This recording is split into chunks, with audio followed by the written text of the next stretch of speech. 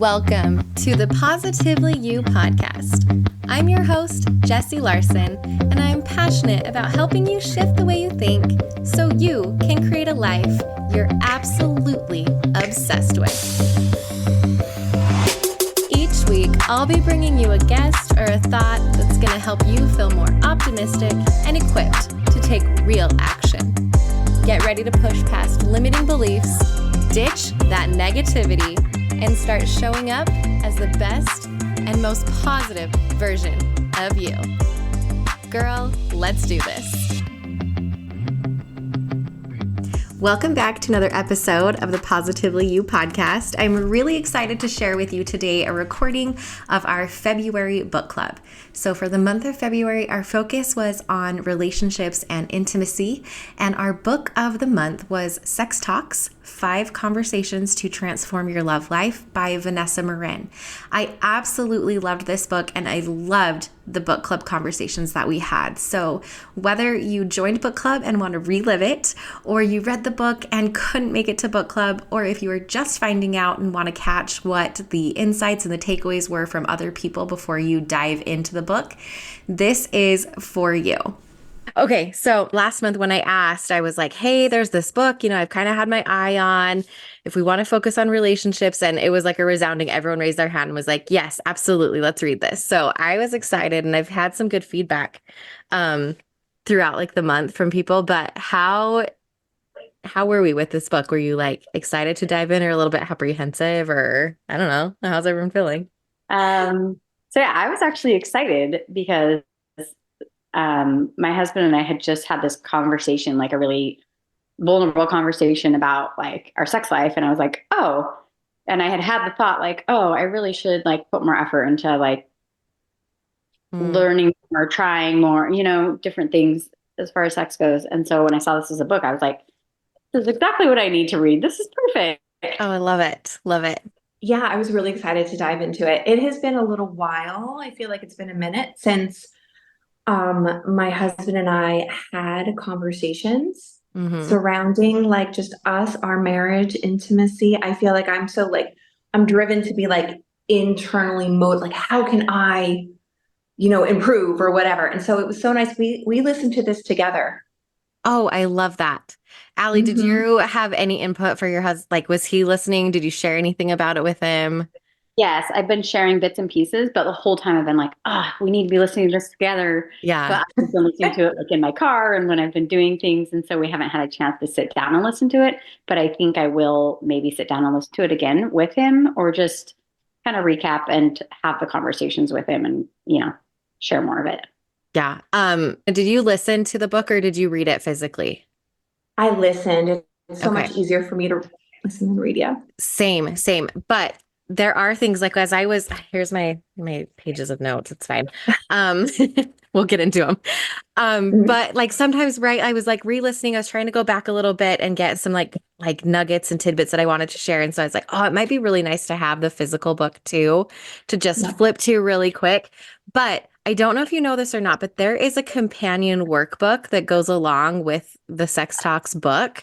So you can get it. I'll put it in the chat right here. Let me grab the link. If you go to sextalksbook.com and you can put in, like if you scroll down, there's a little area. Hold on. Now I've lost everything, where it says like step 2, and you can put in just like where you got your book from or order, and they'll send you it. I haven't done that yet, but I also did find it online. Awesome. See if I can, and I have that link too. So I'll put that in here. Okay. Got it. You would think I would be better at this. Okay, so there's that website, but I did just Google Sex Talks workbook, and one popped up for me. It has like links in it, and none of the links are clickable because it's not like the real one, quote unquote.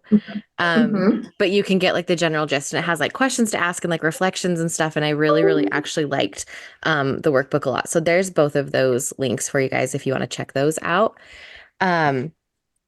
But I thought it was really good for just kind of going back through and having like that reflection. Because as you're listening, it's good. And then, you get to the next conversation or whatever, and you're like, wait, what was the thing in the Yeah. last, so I think it's Yeah. good I love listening. And especially with like their two voices and how animated the two of them are. But I really might go get the actual copy so that I can have it to kind of flip back to.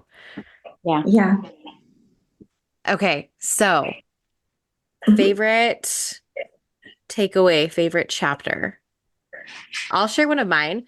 I actually really liked that there was so much of this that was really good information for conversations outside of like sex conversations.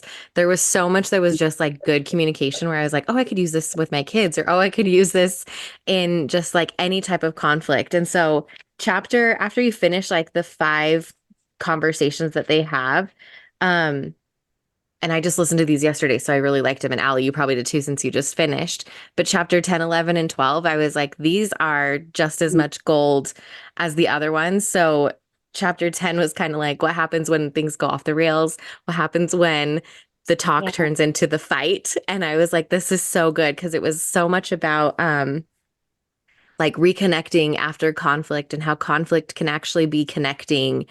And I just loved that kind of like reframe of conflict, because sometimes we're so nervous to have these conversations because we don't know what they're going to turn into or how they're going to blow up. And if we reframe it as like these conversations, no matter how hard or scary they are a chance for us to connect better. So I love that reframe. Well, I'm so looking forward to getting to those chapters. I know. I'm like, this will motivate you to get it. Call off work so we could just sit and listen to the rest of them together. The audiobook itself was quite long. It is like packed with Yeah. so much.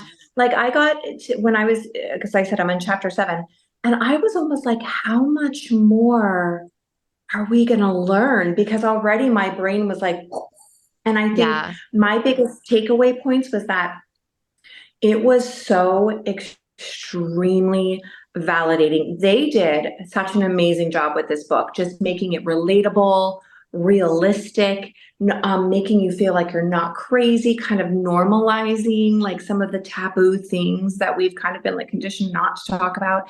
I feel like every single person who enters into some type of like intimate relationship needs to read this book. Yeah.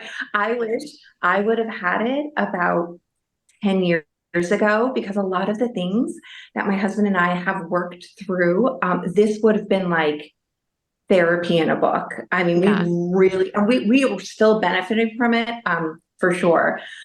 But I feel like we need to start getting these out as like wedding gifts is what we need to do. Absolutely. It's so funny you say that, because I'll hop on and see like what are people saying online or other things, or trying to craft questions or discussion outline for book club or whatever. And so many of the like reviews or the responses on Amazon or on Goodreads were that exact thing of like, where was this book 5 or 10 years ago? This should be required reading for everybody. So I'm happy it's out now, but like, yeah, all of us that are like, man, if we could have started with this, like how far ahead of the game we would have been. Yeah, I really loved like just the difference in the drives, like Yeah. the sex drives alone, like spontaneous versus Jesse. I know you Response. have it written. I Thank do you. right here. Because when I was listening to it and doing my walk, I thought to myself, I need to be writing this stuff down.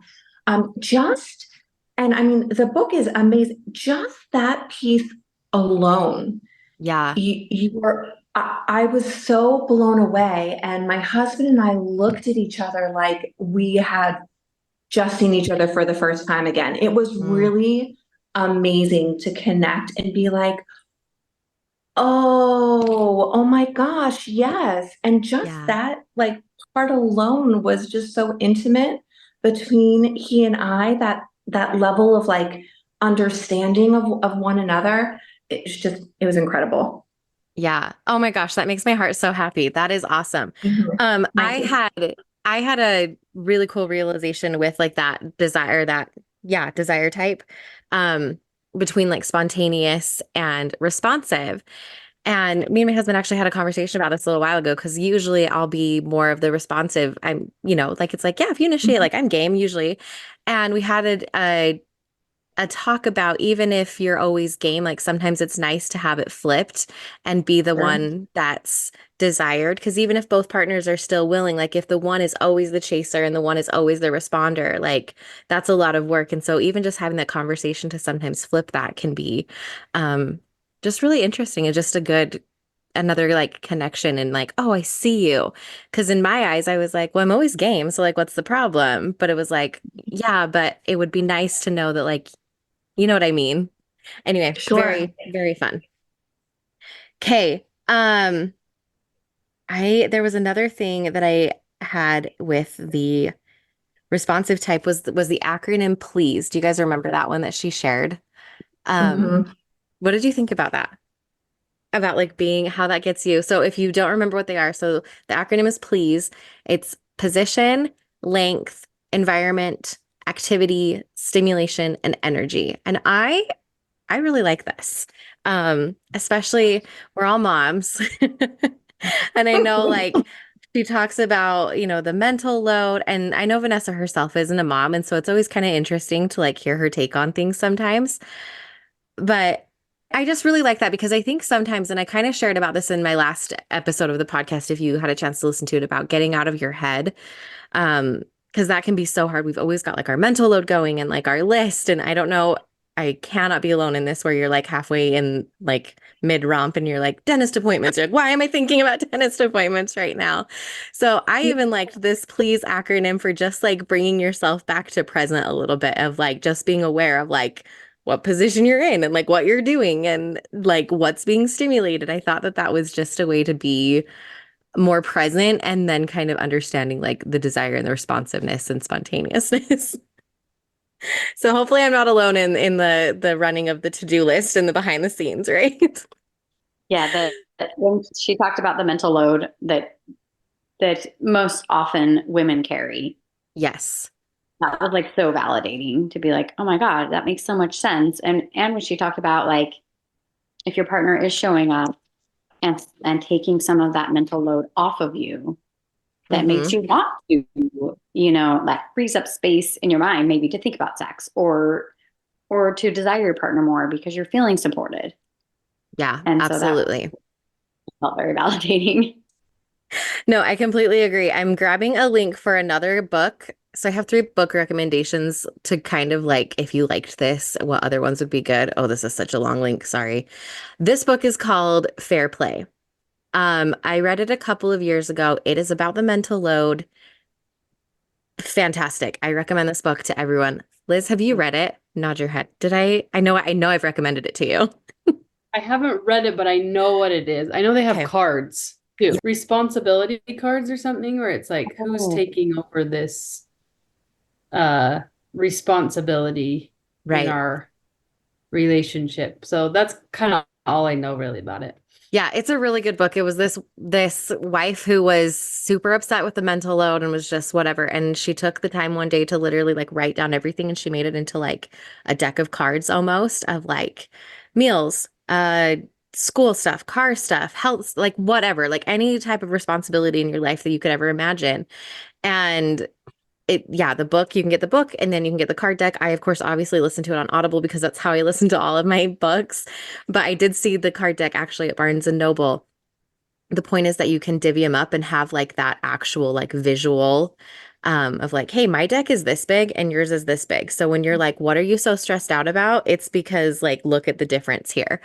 And then it's kind of talks about how you can actually like even that out a little bit more and how you can just really have a good conversation about the mental load. So I loved that book. And then after it, there's a companion book to that one called Unicorn Space. That's like once you actually get this all taken care of, you open up what's called Unicorn Space for yourself because you're no longer carrying this huge mental load on your own. So two really good books to go along with at least like this kind of chapter about that mental load. So it kept popping into my head as we were reading. Thank you.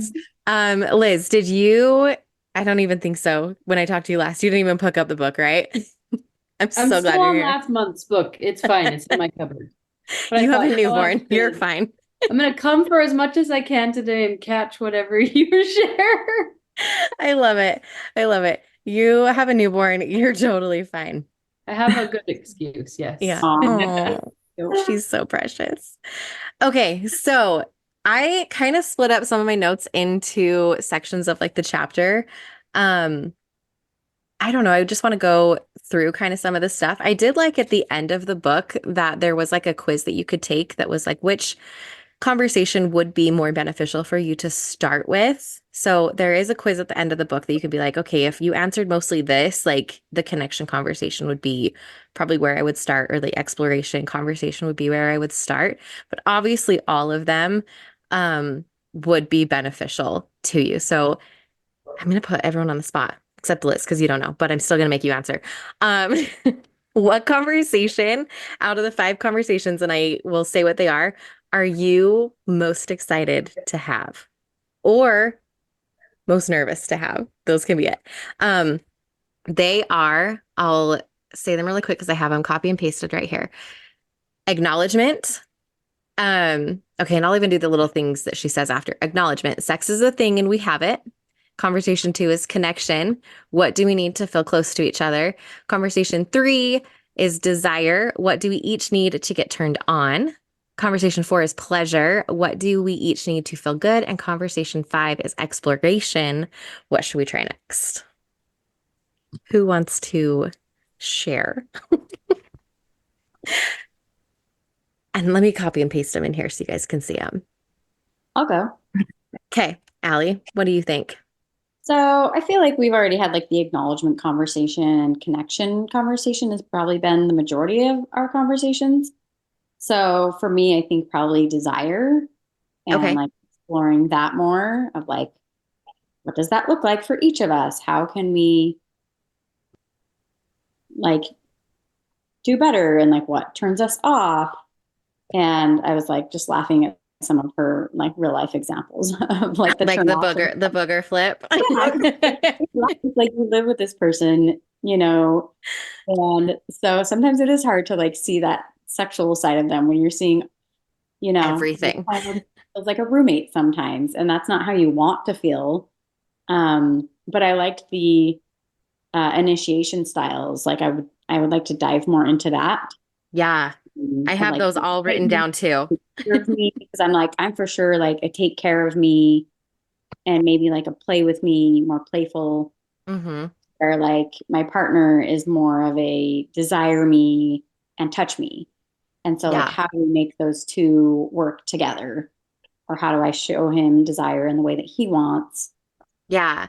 I Like, kind of think about these. What I thought of with the initiation styles was almost kind of like the love languages, like the 5 love languages yeah, we talk about, and how sometimes those can like fluctuate a little bit. I don't think this is my opinion on the love languages. I don't think you're like solidly one. I can think that you can flow. Like sometimes, like I actually really might need to be showered with words of affirmation. And other times I might really appreciate a gift. Like I feel like those can flow. And I think it's like the same with these initiation styles. Like I might have one that I lean way more to, but then I'm like, but it might be fun to be like initiated in this way. So Trina, you're in this chapter right now. Have you gotten to, if you said you're in chapter 7, if you've gotten to these styles at all? Um, if not, I'll go ahead and I can say there's 6 initiation styles. Yeah, no, have not gotten no, but I'm really excited to hear them. Okay, so the first one is excite me, which she kind of talked about that in Allie, if you remember too, because I'm going off of memory here. That's kind of like the slow burn a little bit, like the flirtatious, like text through the day or like different things. So like you're getting excited. It's like this anticipation, right? Like get me excited about it. Number 2 was take care of me. So like if I feel taken care of, right? So that's where like a lot of like chore play, which I love that word so much. I think it's so funny, comes into play. Or like, right? Like, hey, I actually am gonna put the kids to bed tonight. Like you're like, game on, right?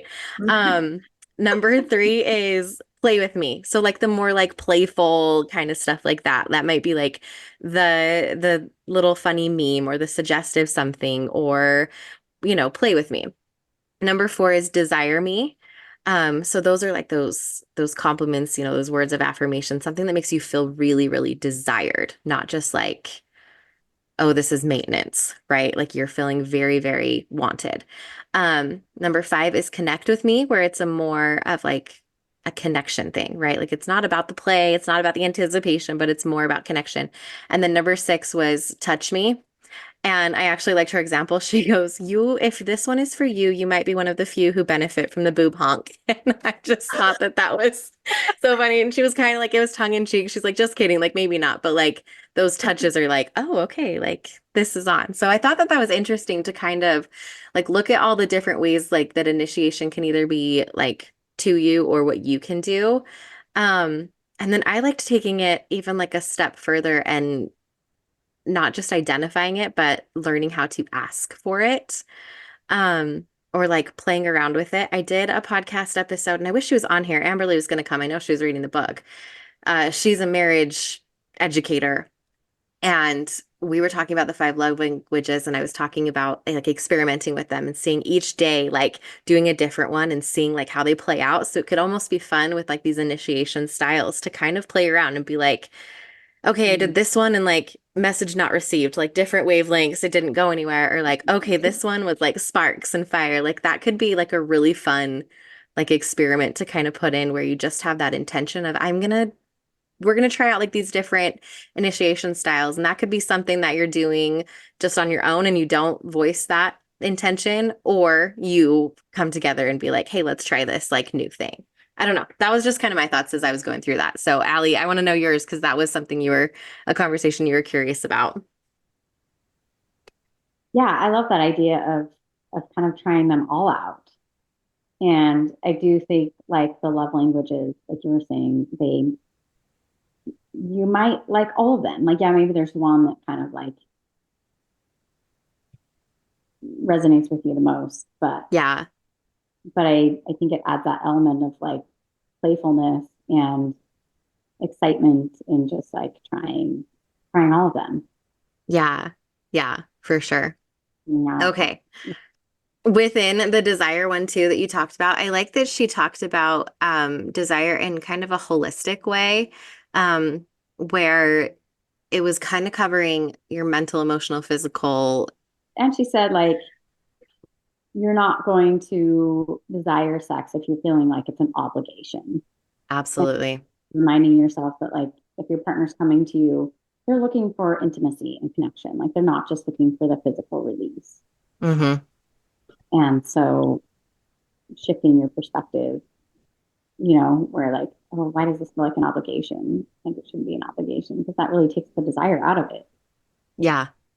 Yeah, absolutely. And then I think that brings you back to like the connection conversation a little bit and like going into those questions that are there. Something that I also liked that she said in regards to that is they get asked all the time, like, what's the right amount of sex to be having, right? Like, what's the right frequency? Everyone wants like an easy answer, like, tell me it and I'll make it happen. And she'll always say that quality is more important than quantity because she's like, you're not going to want it more if it's not good or if it's not connecting. Or like you said, Allie, if it's feeling like like an obligation. We're going to mess that word up. And so I think that that's important too, is like focusing less on like, oh, are we having enough? And being like, are we having good, like is it good enough that I'm gonna want to keep having it, and figuring out like what that is individually for you that makes it good. When she talks about like scheduling sex, it's kind of interesting because it's like, okay, I love that idea. And like, what if you're not feeling the desire on Wednesday night that you have it scheduled, Yeah. Yeah. I am so excited to talk about this. I have so many thoughts on scheduling things. Yeah, I'm not even going to say this out there. What are your thoughts on that? Are you like, yes, 100%? You're like, maybe, or you're like, no, that's super weird. Let's not do that. Yeah, like my husband and I have talked about it, honestly, because sometimes it just seems easier. It's like scheduling date night, like it's going to happen. And like even in the book, they talked about like being able to plan for it as opposed, because sometimes when I'm like, if I know that that's coming, then it's like, oh, like I want to build up the excitement for it versus like I'm being approached at the end of a long day. Mm-hmm.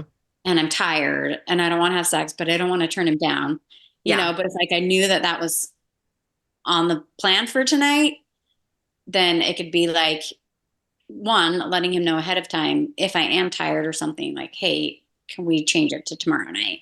And so then he's not feeling like rejected. And two, like being able to plan and get excited about it. So I don't know. I feel like it's something we could try, and like if it ends up feeling too, I don't know, weird or monotonous or whatever, like then. Yeah. I liked the idea. I don't remember in what chapter she talks about it, but it's the idea of just considering it. Like, if you're not fully in it, but being like, could I be open to like seeing if I am? And it goes back into like the desire, right? Like, oh, like they are like, hey, and you haven't been thinking about it. It's like, okay, but like if I gave myself a second, could I? Right. And just at least allowing yourself to have that. I also liked with the scheduling of it, of what she says is kind of, what was the term? Hold on. Do I have it written down? I don't. Um, like a bare minimum or something of like, oh, an easy win, where it's like if it's scheduled, but what's like the bare minimum? So it doesn't even have to be that, but if it's like your scheduled day that it's just you'll connect in some way. And so that's like what you can determine for yourself, which I really liked, where it's like, hey, yeah, we planned for it on Wednesday night, but maybe it's been really crazy, but like we could do this, like that we always know is really quick or whatever, or something like that, where you have like just a baseline of knowing that's an easy win. I did like that idea. I also when it comes to scheduling it, I think instead of one of the ideas that I had was instead of knowing like, oh, it's scheduled this day, is knowing what days are your absolute no's. And this was just my own insight because it's like, okay, if I have a day, like I know like our Tuesdays are insane. Like I'm busy all day, I'm running all the things, and then after school activities are like all over the place. None of us are getting home till this. So then bedtime with the kids are rushed. So I know like by 8:30, 9 p.m., like I'm actually really done that day and depleted. And for me, it might feel good to connect that day, and that actually might be a good thing. Or that might be my like, don't even try. This is an absolute no. Because if both of us know that that's a no day, then we're not gonna, like, one of us isn't gonna get hurt or shut down by like starting to initiate and then getting that let down and that no, if we know that it's a no. So I think like scheduling your yes days, but also knowing like what are your absolute no days, so that that's not even, I don't know. That was just kind of a thought I had. I'm curious to know if you're like, I don't know. I love the idea of making a minimum. And was that in the book, Jesse, or did you just kind of No, reflect and come up with that? that's in the book. It's chapter 11. Okay. You'll get there. Oh, I haven't got there yet. Okay, that's Yeah. incredible. I have to tell you, when years ago, when this was a little bit more of like an issue with the connecting, I of course had this great idea of, hey, let's like schedule it, right? So that at least we know, like it'll definitely, because if it wasn't like scheduled, I just felt like we were just constantly getting caught up in life, like, and we weren't planning. And I think that she says kind of something in the book about like setting yourself up for success, like, scheduling some time before the meal if you know that it's going to be a really big problem after. So I thought that was really interesting. That we did not do. So we just picked a day. I picked a day. It was like a day or two. And I was like, hey, how about like this and this? And then when those days would come and go and nothing would happen, we were both left feeling really like defeated and like this is. So I love the idea of thinking, hey, at least maybe this day and this day, we're going to try to connect in some way. I feel like that really takes the pressure off, because that way, that you don't have to go into it like, and you're signing yourself up for like X, Y, and Z, but you could say like, at the very least, like we'll snuggle and watch a movie or hold hands, or like I'll, massage you or something, anything to create that intimacy. I really, really like that idea very much, and would definitely feel much better scheduling those pockets of time in than signing like an unwritten contract of every Tuesday and Wednesday it's go time.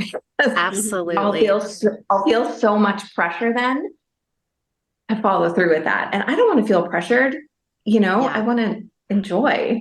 Yeah, I think that that's a point too, is not making it feel pressured, but making it feel like something you're looking forward to. So like on Yeah. Sunday nights, we've actually started doing like our own little thing because everyone gets like the Sunday scaries and no one's excited for Monday. And rather than like just sit on our phones downstairs while we watch The Office reruns for the millionth time, we've started like shutting down a little bit earlier on Sundays and coming upstairs and just doing like a massage on each other, or I'll do Reiki or different things like that. And sometimes it will lead into more and sometimes it's not. It's just a relaxing thing. But because we both know we're getting a massage on Sunday night, it's something that we look forward to. And it's actually a really nice, peaceful time. Like I've now got like little candles I'll light, or like incense, or like I'll put on like a different playlist and stuff, and we just like hang out on Sunday nights, and we've probably been doing that for a couple months now. And it is one of my favorite things that I look forward to all the time. Versus I think if it was like that, where it was like, okay, on like Sunday, like you're having sex every single Sunday, like, and be like, I feel like, okay, I feel pressure. I got to show up to this. So like Yeah. finding a way to make it feel really giving to yourself and something that you're more excited to show up for. And that's something that you can like play around with, because for some people, like massage might not feel like that. That might be like, no, I don't want to do that. So, it's Mhm, mhm. individual for each of you. But I think if it's, yeah, if it doesn't feel so like an obligation and something that you're more looking forward to, I like that. Yeah, that's an incredible. I'm gonna peddle that out to all of my friends. Every single one of them. I'm going to Yeah, send out a group text and say, I you highly all need to do this. recommend. Yeah, highly recommend. Yeah, that sounds amazing. Yeah, it's actually been really, really awesome. I'm probably going to do a full podcast episode on it, but that's another topic for another time. Also, a thought I had with scheduling sex is spontaneous scheduling. And I realize that those are words that don't, like, that's an oxymoron. Um, but I'm thinking about like, because if it's on the calendar, right, and you've got your whole month written out, and like the little pink dot on that one is your code for whatever that you're supposed to get jiggy with it later. Please excuse my silliness. It's fine. Instead, if it's something where like spontaneous scheduling. So if you have ever gotten like a text from a friend or something like this, and I did like how she kept referring to in the book, like, would you talk to a friend this way or would you do this? Because we get so comfortable with our partners sometimes that they're easy to shut down or different things. So spontaneous scheduling in my mind, and this is just a term that I've come up with, is like that throughout the day. So like if I get a text message from Connor who's like, hey, I miss you today. And I'm like, oh, hey, I miss you today. And it's like, I'd really like to connect with you later or whatever, or like in whatever way they do that. Then it's technically still like we're scheduling it for later, but it's a little bit more spontaneous. So it doesn't feel as like mixed, but then it goes into like those initiation types because then it's almost like there's initiation that's happened. It's that excitement one, it's that anticipation, but it's still now something that I've jotted down on my calendar. Almost the same way as a friend that's like, hey, it's sunny outside. Do you want to go for a walk in 10 minutes? And I'm like, yes, I do. Right. And I schedule that, or we do. So like looking for those opportunities to schedule it, but not make it feel so formal, more just like, oh, the word she used was invitation. Can you initiate like an invitation? And I really, really liked that. Because she was again like liking it to a friend. She's like, you would invite your friend, like, hey, I haven't seen you in a long time. It's been a hot minute. Are you free on Thursday to go grab lunch? It's not like, hey, we haven't talked in a while. I guess we better connect. Do you want to like get lunch together and chat or something? Like, no one's going to be excited about that, right? And so I don't know, just kind of like those different mindset shifts that you can have. I really, really liked all of her examples there. I'm looking forward to reading I'm looking forward to reading that chapter very much now. Yeah, they were really good. Any other like insights or takeaways that I'm just running my little mouth. Like I said, I have pages on pages of notes, so I could just keep going. Oh, Elizabeth raised her hand. I didn't read the book, but I'm just taking things away. I'm clearly in a different phase. Yes. Like, I'm 8 weeks postpartum. I haven't even been to my 6-week postpartum checkup, But like, I just kind of appreciated what you were saying. Like, I think sometimes my brain is always like, it has to be a big event, right? Like, it always has to end the same way kind of scenario. And it's just kind of helpful because like I was thinking as you were talking, like I think for me, and this is always, even without baby, I've always been like this where like I will have a moment where I'm like, oh my gosh, I love those pants. Like I'm so into you right now. Like I would, see his pants or whatever, or like something he's wearing that like I just like it kind of turns me on in the moment. But then there's like no opportunity to just be like, let's go in the moment. Like we have kids running around or whatever. And so just kind of like brainstorming in my head, what happens, how to hold on to some of that like excitement because it usually goes away pretty quick Yeah. when like things come in. And so just the idea of like maybe acting on that, like you said, that spontaneous scheduling of like, okay, act on that thought. So then maybe I can really try to revisit it later because I had that thought. So like I know it's there. Yeah. Um, and I could revisit it. I could like try to rekindle it later. Yeah.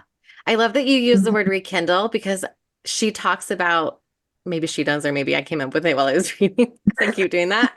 Um, but like the simmer or the kindle, like you say, right? I always expect it to be this big thing. So it's like this fire, right? Like this burst and this energy. And it's like, okay, but if you just like kept putting logs on or like kindling on all day or all week or all month, then that fire's always like at least there. Like you're not going from like nothing to you want a huge bonfire.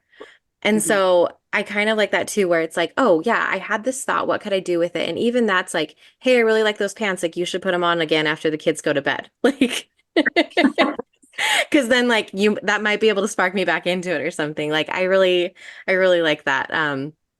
That idea of just like noticing like when you do have the thought, it's just more like becoming aware, right? With anything in our life, like the more we can become aware of those things, like the more that we have the opportunity to make actual like conscious action on it. Yeah, the simmer part really resonated with me too. Of like, and she kind of talks about that again at the end of the book to sum it Yeah. up in the final chapter of like finding the little moments to connect every day. Like that's really like what you need to do in order to have that desire is like Mm-hmm. little moments of connection, whatever that looks like, but truly making an effort in like the daily, not just like, okay, let's have sex, but Yeah. like building that up.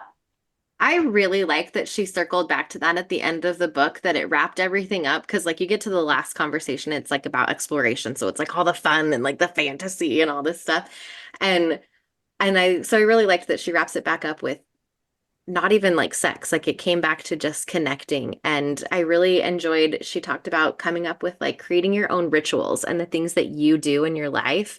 So like the one I shared on Sunday nights, like I would consider that like a ritual almost. Or like we try to go on daily walks would be a ritual and a way that we connect. Or we try to go to bed together at the same time each night. Like those are ways that we connect, and each couple's going to have their own rituals. Or if it's like every time, you leave the house, we give each other a kiss, or any of those things, whatever those rituals can be, um, will help just strengthen all of those things. I also thought it was interesting. She shared a statistic, I believe it was in that chapter, that blew my mind. There was a study done, and I don't remember where it is, but you'll read it or listen to it in the book and know that I'm telling the truth. Um, but it was the average couple has like face-to-face conversations.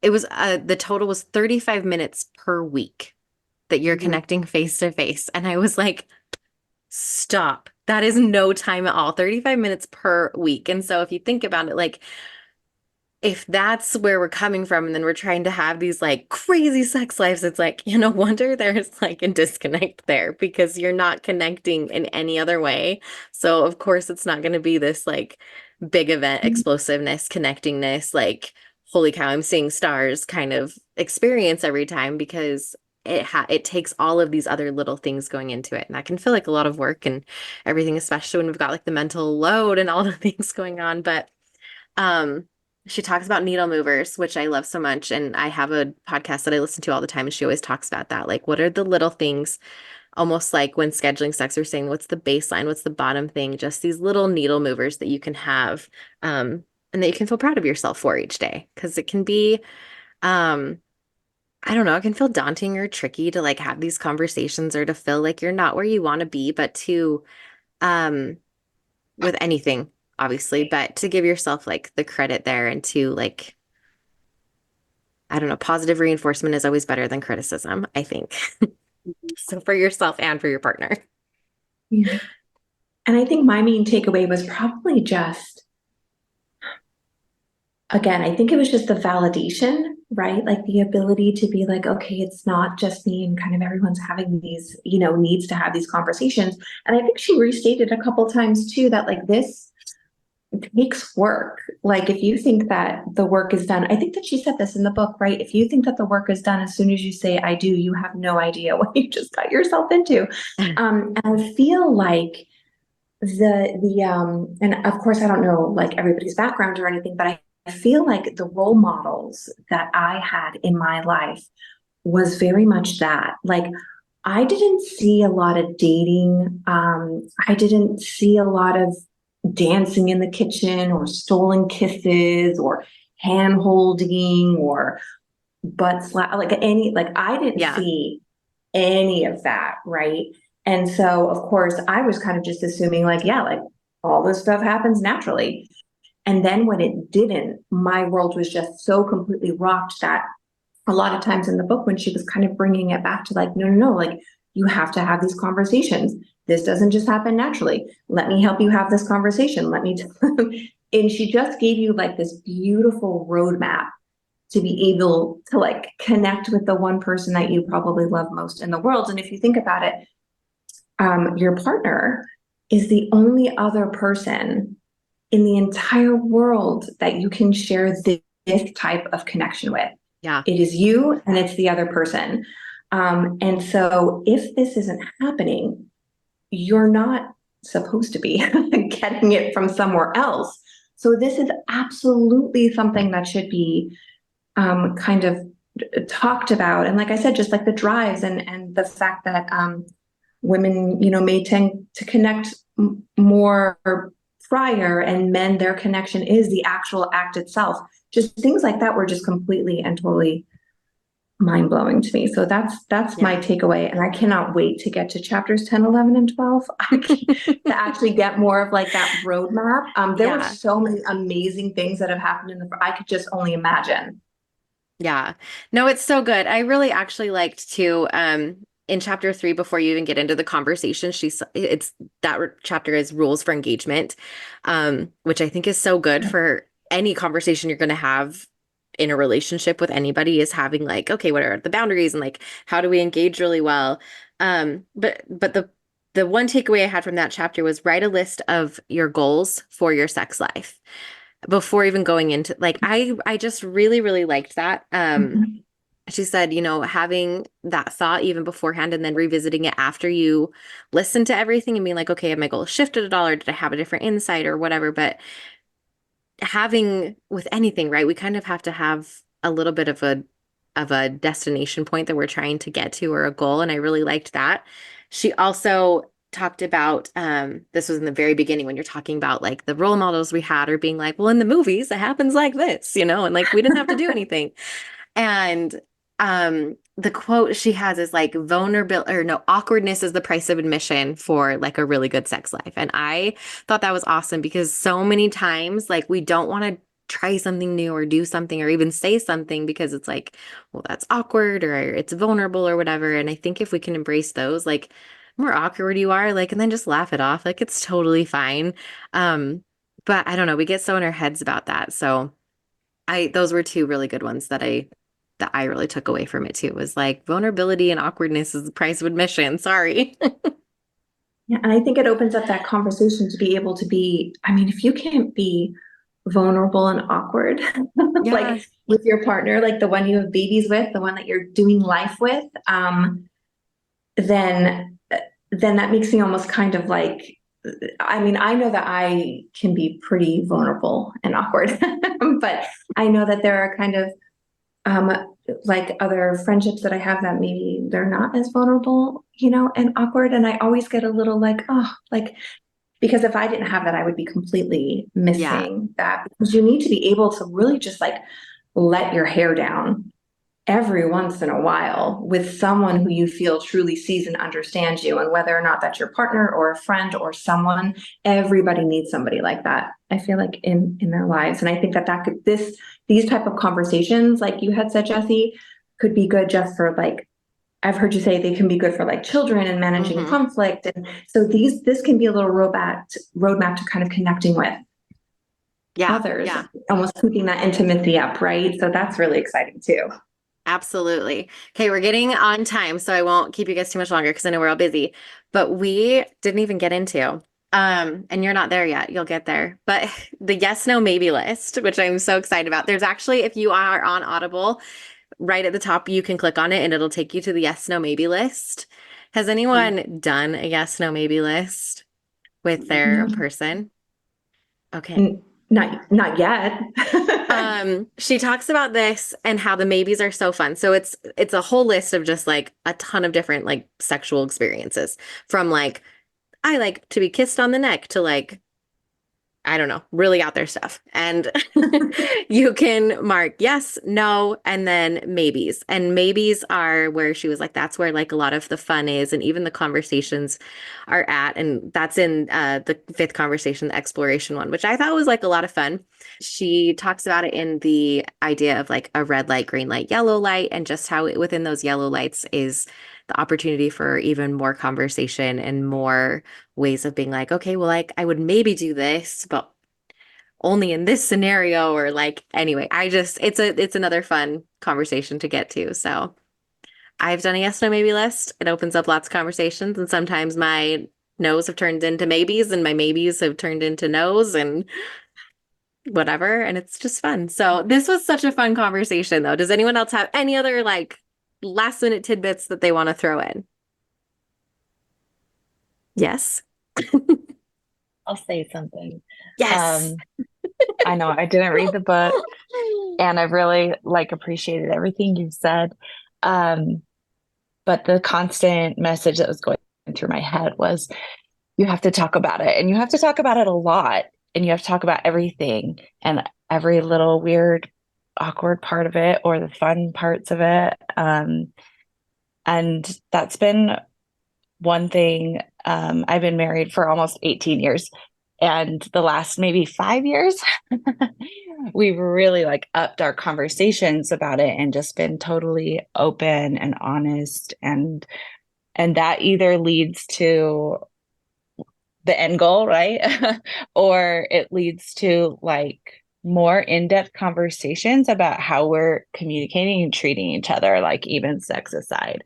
And it's been really, really amazing. We've had a lot of ups and downs even within those past 5 years, but like that's been a constant for us. It's just like talking about it till I don't know. Just every date we go on, we have these we'll be driving wherever to and from, and that's what we're talking about, and we're talking about it forever. And that has helped us so much, and it's helped me come to a point where sex isn't a chore and it's not just something I give. Yeah. Because that's how it was for so long.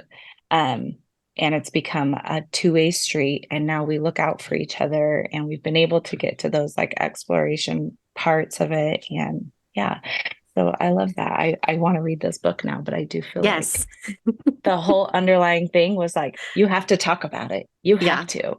In order to know what you really need or want and to make it a good experience. So, yeah. Absolutely. Okay, you have to read it because there's so many things that you said where I'm like, yes, you would get from this.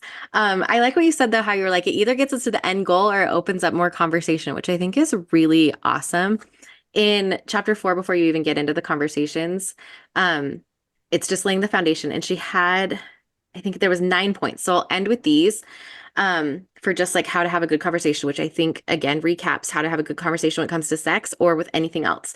So number 1 was remind yourself of your positive intention, right? Because especially with this, if you're coming to it, like you have a positive intention. Your intention is not to like burn everything down. Number 2 was to have a teammate mentality. She talked about that a lot, how it's not me versus we. She also said a lot of times when she's doing sex therapy with a couple that there's 3 like individual, like 3 like components there, like you, and the relationship as a whole, which I love that teammate mentality. Number 3 was start softly. And she had an acronym for that called HALT, where it says never start one of these conversations if you're hungry, angry, lonely, or tired, which I think is like for any interaction we have with anyone ever, like we should always be like, am I hungry, angry, lonely, or tired? 4 was using I language, which we've all heard before. 5, she said, go slow. That was also the speed and how many things you're trying to tackle. Like, let's not try to tackle every single component of our entire relationship. Like, let's pick one, let's go slow through this. Which I'm always saying start slow and start small and baby steps. So I obviously really loved that step. Number 6 was don't use words like always and never. You always do this, you never do this. Number 7 was make space for new behaviors. And I liked that. She gave a really good example in the book of saying like, oh, well, he would never do that. Like if I asked him to XYZ.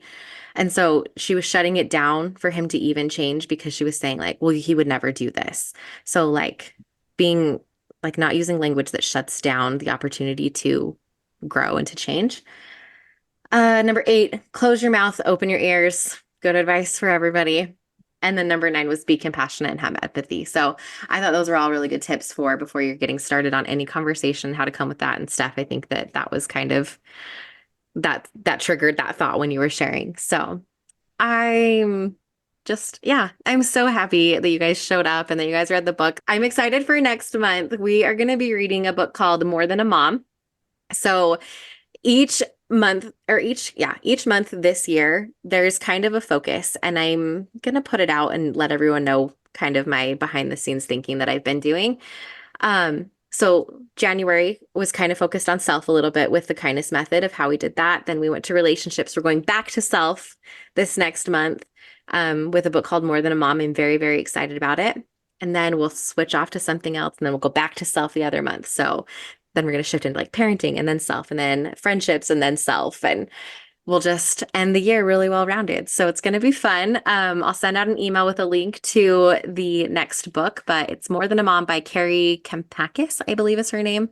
The reviews were out of this world from a lot of people that I really respect. So I'm excited to dive into that and put some focus on ourselves this month coming up in March. So thank you so much for coming in.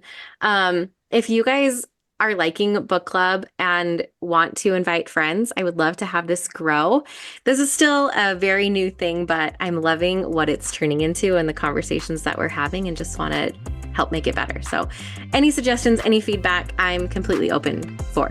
And with that, I'll let everybody go. Thanks, guys. Thank you for hanging out with me again today. I'm so glad you pressed play. If you want to take a quick second to share this episode with someone you think would love it too, that would be amazing. If you're loving the show, make sure you go and leave a review on iTunes. Reviews are like magic for podcasts, and your review will help get this show into the ears of more amazing women just like you. And come find me over on Instagram. I'm there at positively.jessie, and I cannot wait to hang out with you some more. So until next time, have an amazing week.